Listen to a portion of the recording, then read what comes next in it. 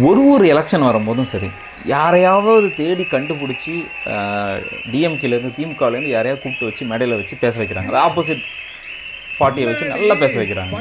இதே மாதிரி தான் வந்து பார்த்தீங்க அப்படின்னா, உங்களுக்கு எல்லாத்துக்குமே தெரிஞ்சிருக்கும். விஜயகாந்த் கட்சி ஆரம்பிக்கும் போது ரொம்ப கேவலமாக வடிவேலை வச்சு ரொம்ப கேவலமாக வந்து பேச ஆரம்பித்தாங்க. சுற்றி மேடையில் உட்காந்துருக்கிற திமுகவில் இருக்கிற எல்லா தலைவருமே பார்த்து சிரித்தாங்க. பட் பார்க்குற நம்மளுக்கு சிரிப்பு வரல, அது ரெண்டாவது விஷயம்.